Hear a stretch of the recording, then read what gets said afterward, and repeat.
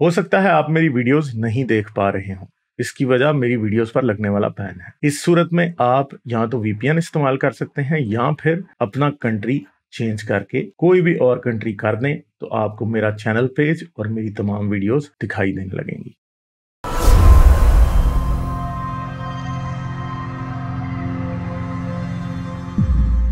सुमोथियस से बात करते हैं। हेलो।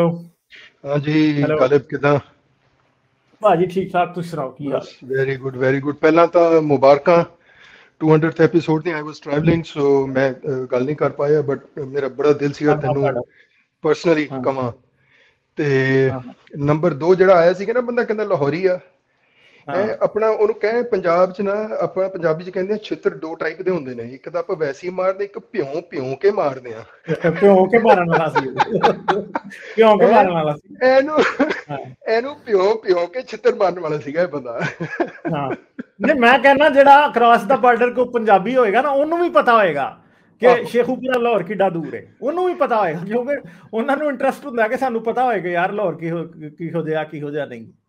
ਉਹ ਬੰਦਾ ਜਿਹੜਾ ਉਹਦੇ ਸ਼ੇਖੂਪੁਰੇ ਕਹਿਣ ਦੇ ਸਟਾਈਲ 'ਚ ਪਤਾ ਲੱਗ ਜਾਏਗਾ ਉਹਨੂੰ ਪਤਾ ਹੀ ਨਹੀਂ ਪਤਾ। ਇਹ ਗੱਲ ਸੀ, ਇੱਥੋਂ ਹੀ ਫੜਿਆ ਗਿਆ ਸੀ ਉਹਦਾ ਜਿਹੜਾ ਸੀ ਨਾ ਉਹਦਾ ਜੀਮ ਸੀ ਨਾ ਉਹ ਤੇ ਉੱਥੋਂ ਫੜਿਆ ਗਿਆ ਸੀ। ਪਹਿਲੇ ਮੈਨੂੰ ਸਮਝ ਆ ਗਈ ਸੀ ਕਿ ਇਹ ਬੰਦਾ ਪਾਕਿਸਤਾਨੀ ਤਾਂ ਬਿਲਕੁਲ ਵੀ ਨਹੀਂ ਹੈ ਤੇ ਪੰਜਾਬੀ ਵੀ ਨਹੀਂ ਸੀ ਉਹ। ਠੀਕ ਹੈ, ਲਾਹੌਰ 'ਚ ਰਹਿੰਦਾ ਹੈ ਤੇ ਤੈਨੂੰ ਲਾਹੌਰੀਆ ਤਾਂ ਬੋਲਦਾ ਤੇ ਮਤਲਬ ਲਾਹੌਰੀਆ ਤਾਂ ਬੋਲਦਾ ਜਿਵੇਂ ਉਹ ਜਿਵੇਂ ਲਾਲੜੀ ਬੋਲਦੀ ਹੈ ਤਾਂ ਦੂਰੋਂ ਪਤਾ ਚੱਲ ਜਾਂਦਾ ਕਿ ਯਾਰ ਲਾਹੌਰੀਆ। ਯਾਰ ਪੰਜਾਬੀਆਂ ਨੂੰ ਤੁਸੀਂ ਦਾ ਲਾਓਗੇ ਕਿ ਮੈਂ ਲਾਹੌਰੀਆ, ਸ਼ਰਮ ਦਾ ਘਾਟਾ।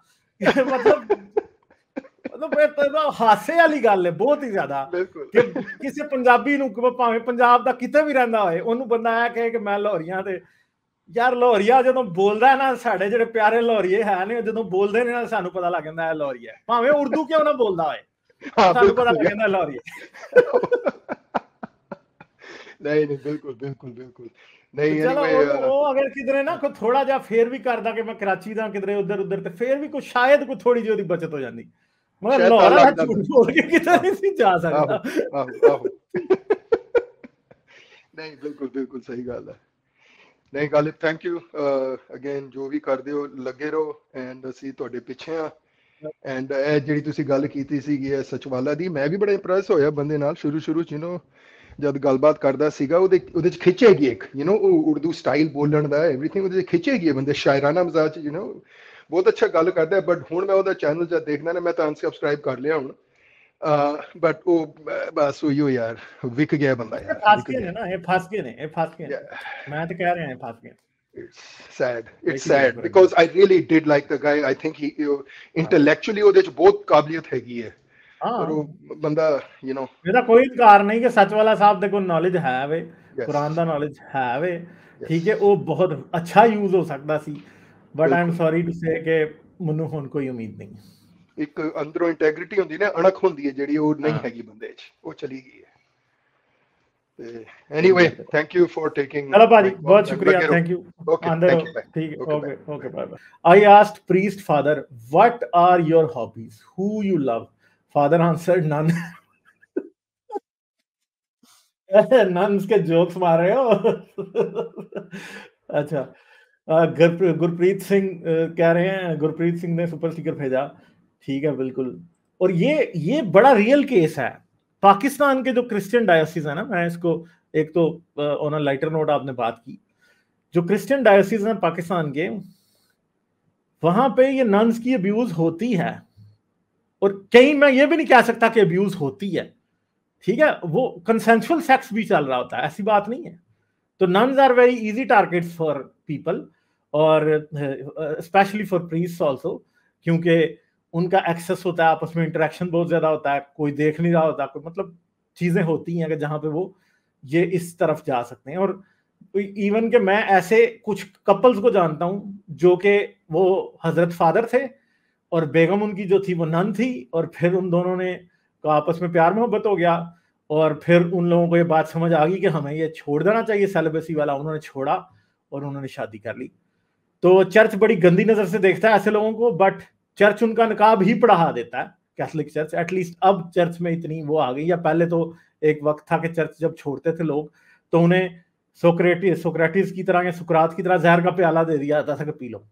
ठीक है, यूरोप में ये होता है, मगर अब नहीं होता, एटलीस्ट ये हो जाता है। मगर वॉव ऑफ सेलिबेसी जो है ना, वो दुनिया का सबसे बड़ा जो है ना वो जोक है, सबसे बड़ा मजाक है वो, कि जी मैं पूरी जिंदगी कुंवारा रहूंगा। यार एक हेल्दी शख्स जो है ना वो 2 दिन सेक्स के बगैर नहीं रह सकता, तो ये कैसे होता है कि आप पूरी जिंदगी सेक्स के बगैर रहेंगे?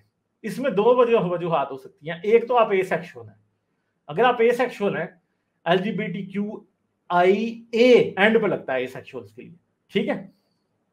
अगर तो आप एसेक्सुअल हैं तो चलो फिर बात समझ आती है कि आप मान सकते हैं, मगर ये याद रखिएगा कि एसेक्सुअल लोगों को भी लोगों से मोहब्बत हो जाती है, सेक्स करने को दिल नहीं करता, वो एक अलग बात होती है, ठीक है। मोहब्बत उनको भी हो जाती है लोगों से। अब प्रॉब्लम यह है कि जो सेलिब्रेसी है ना, ये इतना बड़ा जोक है कि मैंने शादी नहीं करनी पूरी जिंदगी, ये इंसान की अपनी नेचर से जंग है। और वही फादर और वही सिस्टर्स और वही नन्स आपको फिर इधर उधर आंख में टक्का करते नजर आ जाते हैं। और वो क्यों आंख में टक्का करते नजर आते हैं, उसमें कसूर उनका नहीं है। आई डोंट ब्लेम देम, ठीक है। ब्लेम किस पे है? ब्लेम इन फजूल रिलीजन्स पे है, जो कि लोगों को मजबूर करते हैं इस बात में। मगर क्रिश्चियनिटी में एक बहुत बड़ी जंग भी है इस बारे में, कि जो प्रोटेस्टेंट है वो ये बात नहीं मानते कि किसी को सेलिब्रेसी की जरूरत है। मगर सेलिब्रेसी की एक बड़ी वैल्यू है, खासतौर पे जो अपोस्टल पॉल था, ये सारा गंद उसने डाला हुआ है असल में, क्योंकि वो सेलिब्रेसी को सेलिब्रेट करता है अपने लेटर्स के अंदर न्यू टेस्टमेंट में। और वो तो, और पॉल को भी ये बड़े बेवकूफाना तरीके से देखते हैं, उसको भी पढ़ने की जरूरत होती है और बंदे को फिर समझ आता है कि ये क्या है। तो ये क्रिश्चियंस का प्रॉब्लम ये है कि सदा अपनी बाइबल पढ़ते हैं और अपनी इंटरप्रिटेशन या पादरियों की इंटरप्रिटेशन ही सुनते रहते हैं। पॉल का एक बहुत बड़ा इशू था, पॉल ये नहीं समझता था कि जीसस अब मर के आसमान पे चला गया, क्रॉस से जिंदा हुआ था, फिर आसमान पे चला गया। वो ये नहीं समझता था कि जीसस जो है वो 2022 AD में आएगा। वो ये समझता था कि वो जिंदा ही होगा तो जीसस आ जाएगा।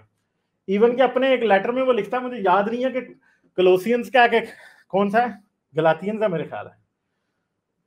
पॉल की जो सारी टीचिंग है ना वो एपोकलिप्टिक है। एपोकलिप्टिक का मतलब ये होता है कि क्यामत बस आई के आई, कल सुबह शायद हम उठेंगे तो क्यामत आई होगी, ऊपर से जी यसू आ रहा होगा बादलों पे।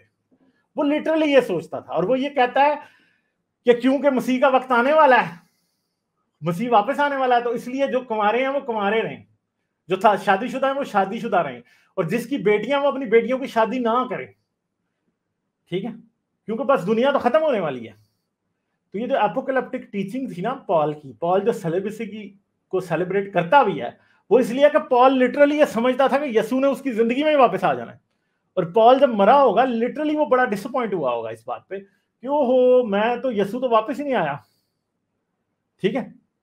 तो ये प्रॉब्लम था। और पॉल की जितने भी वो चर्चेस को खत लिखता था वो सारों को वो यही प्रीच करता था कि बस जिंदगी में ही आपके यसू ने वापस आ जाना है, ये बादलों के ऊपर यसू आ रहा होगा, आप देखेंगे अपनी आंखों से। तो ये गलत फहमी थी और उसको करता है। और उधर से सेलिब्रेसी का कॉन्सेप्ट कैथोलिक चर्च लेता है। और कैथोलिक चर्च जो है, क्योंकि जारी बात है मेडिवल चर्च था उस टाइम, उनको क्या पता कि टेक्सुअल क्रिटिसिज्म कैसे करना है, बंदे की इंटेंशन कैसे देखनी है, उसकी बायस कैसे देखनी है। तो उन्होंने उसकी सेलिब्रेसी वाली बात जो कि पढ़ने से ऐसे लगता है कि उसे ये समझ थी, वो ये समझ रहा था कि बस क़यामत आने वाली है तो इसलिए कोई भी शादी ना करे, ठीक है। ये उसकी इस बात को बहुत ही सीरियस ले लेते हैं। और ये सेलिब्रेसी का चर्च में, मगर एक और भी प्रॉब्लम था कि कैथोलिक चर्च में भी सेलिब्रेसी का जो इशू है वो हमेशा से नहीं था। ऐसा नहीं था कि ये शुरू से ही मानते थे। एक सेंट अलेक्जेंडर था, मुझे अब याद नहीं है कि वो 11वीं सदी में था कि 10वीं सदी में था, हिस्ट्री मैंने बड़ा लंबा अरसा हो गया पढ़े हुए। चर्च में जब शादी की इजाजत थी प्रीस्ट को, और पोप भी शादीशुदा होता था, तो ये जायदादें इन्होंने पूरी बना ली हुई थी। और इनके अगर 4 बेटे हैं पोप के, तो चारों के चारों ही जो है ना वो जाएंगे आगे, प्रीस्ट बनेंगे। और समझ लेंगे जैसे रॉयल लाइंस चल रही होती है ना, ब्लड लाइंस, इस तरह इनकी भी चल रही थी। चर्चों पे इन्होंने बिशपों ने कब्जे किए होते थे। और फिर आहिस्ता आहिस्ता जो है इसके खिलाफ तहरीक यूरोप में शुरू होगी, क्योंकि ये पॉलिटिकली बहुत ही ज्यादा जो है ना ये तमाशा इन्होंने बनाया हुआ था। तो फिर जब ये तहरीक चली तो फिर कैथोलिक चर्च ने इन्फोर्स कर दिया कि सारे प्रीस्ट जो है वो सेलिब्रेट होंगे, वो शादी नहीं किया करेंगे। तो वहां से फिर बात आगे चल पड़ी थी असल में, ठीक है जी। तो ये मसला था। लाइक, शेयर और सब्सक्राइब करना मत भूलें। इसके साथ साथ आप मेरे चैनल को पेट्रियन पर सपोर्ट कर सकते हैं। पेट्रियन का लिंक वीडियो की डिस्क्रिप्शन में है।